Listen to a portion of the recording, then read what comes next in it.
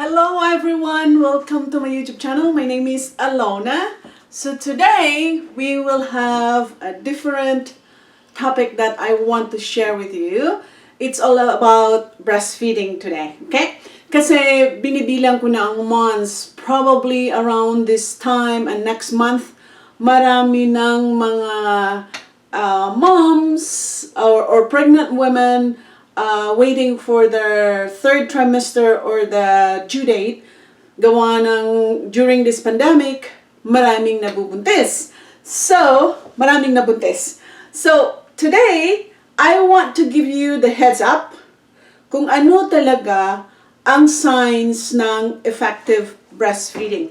How can you really tell that you're doing good in breastfeeding? How can you convince yourself na I think I'm doing a good job? So I'm going to give you some ideas, some hints or information on what are the things that you have to look for to tell yourself that I think I'm doing good. I think kaya ko to. So here are a few things that I want to share with you on how can you tell if your breastfeeding is effective or doing well. So I have my baby here, as you can see. So I'm going to give you the signals on what are the things that you need to identify or to observe while you're breastfeeding. Now, one of the most effective sign that you're doing good in breastfeeding is that your baby is gaining weight. Okay? So normally, si baby, after birth, nag-gain siya ng weight, birth weight, around after 2 weeks. So this is what's happened. Pag labas ni baby has extra fluid in the body. Now, during the first week, yung extra fluid ng body ni baby, na dry out yun, or it will absorb in the system, kaya ihinanghi si baby, kaya bumababa yung weight ni baby. So that is normal between the first week of the second week, bumababa yung weight ng baby, but after 2 weeks or 3 weeks, bumabalik yung birth weight ni baby, nagigain na si baby. Okay? Okay, every baby is different. There are some babies that they gain their weight quickly. Some babies gain their weight slowly, especially yung mga preterm baby, okay? Normally, they gain their weight slowly, but as a healthcare provider, I'm always looking for, is there any weight gain ngayong araw na to o ngayong 3 days na to? Yun ang kinakount ko. Because there's some babies who really have who are slow weight gainers, okay? Yan ang isang sign.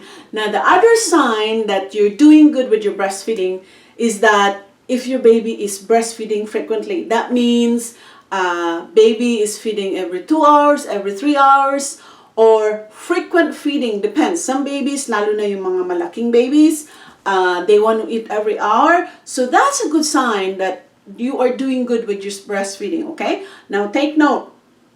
There are times also na si baby frequently breastfeeding dahil konti lang yung nakukuha during feeding. So you need to also keep an eye, observe kung yung sucking at swallowing ng baby is effective. Yan din ang tandaan nyo. If the sucking and swallowing is effective. Sometimes, a baby, ganun lang ng ganun, sak, pero walang swallow ng swallow. So I'm looking for, some babies would do 1 suck, 1 swallow, depende sa milk supply nyo. Kung may milk supply nyo during the feeding medyo mahina dahil pagod ka, stress ka, wala ka sa mood, so medyo mahina yung daloy ng milk mo, so the baby's sucking gonna be maybe a little bit more sucking and fewer swallowing. So what can you do if that's what you observe? I-massage mo yung breast mo, helping the baby, helping the flow of milk to get faster and to get fuller. Okay? So, yan din ang palatandaan if you have effective breastfeeding. The next thing that you have to say that you are effectively breastfeeding, kung hindi sore ang nipple mo, hindi crack ang nipple mo, wala kang discomfort every latching or breastfeeding, that's a good sign that you are doing good with breastfeeding. Now, another sign that you are doing good with breastfeeding if you have lots of milk supply, okay? Now, milk supply again depends on your body. Kung gaano ka ka-relax, gaano ka ka-healthy, wala kang mga other complicated illnesses that can affect your milk supply. So, more milk supply is a good sign that you're doing good with your breastfeeding. Again, na-mention ko na ito before in other videos, but uulitin ko ulit. One most important sign na effective yung breastfeeding mo, kung makikita mo ang magandang behavior ng baby mo after feeding. At ano-ano yung mga behaviors na yun or mga signs na yun na palatandaan na maganda yung effective yung breastfeeding mo. Number 1, your baby is always calm. Laging relax si baby, hindi iyakin, at happy si baby. At one thing that you have to observe, kita niyo yung hands ng baby ko? This hands, a closed hand, means hungry. These hands, open hands, means full. So after a feeding, you have to watch your hand, the baby's hands. If it's closed, again, hindi pa masyadong busog si baby.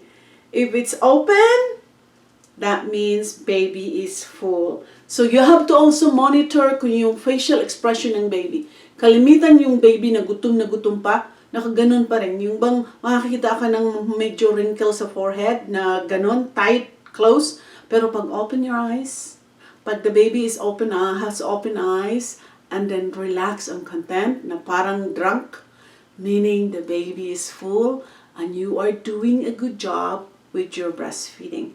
Now, another thing that can tell you na you're doing good with your breastfeeding is that pag maraming output si baby, meaning maraming ihi, maraming wet diapers, maraming poop, depends on the baby. If the baby is younger, normally baby will poop more during younger days.